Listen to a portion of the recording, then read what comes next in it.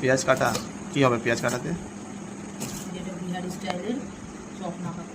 বিহারি স্টাইলে আবার আবার এটা কি হয়? বিহারি স্টাইলে চপ মাখা পেঁয়াজগুলো কেটে নেবো, কাটবো। শশা না দিলেও হয়, একটুখানি আমি দেবো। শশা না দেয় না, আমি একটুখানি দেবো। আর আমার একটু ভালো লাগে চটপটা করে খেতে, হালকা লিখবো। তাহলে এগুলো কেটে নেবো মিহি মিহি করে, যতটা মিহি করবো ততটা ভালো। এগুলো রুটি দিয়ে খুব ভালো লাগে, রুটি, জল ঢালা ভাত। কি দিয়ে মাখা হবে? পেঁয়াজ লঙ্কা শশা এসব দেখ না কি দিয়ে করছি, দেখতে তো। না জানা, এটা সারপ্রাইজ কেন? বলো কি দিয়ে মাখবে এটাকে? মাখবো তো, দেখতেই তো পারবি। দাঁড়া মাখছি যখন, দেখ। আগে বলে দিলে তো হয়েই গেল। কি দিচ্ছ কইলে এটা? এটা আলু চপ দিয়েই করে, কিন্তু আমি বেগুনি এনেছি তো বেগুনি দিচ্ছি। এটা কি আলু চপ মাখা হচ্ছে? বেগুনি মাখা?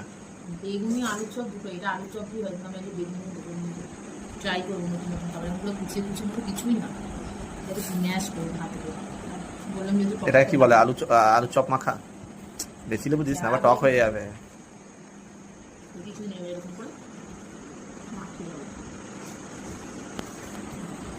কমপ্লিট আমার মাখা।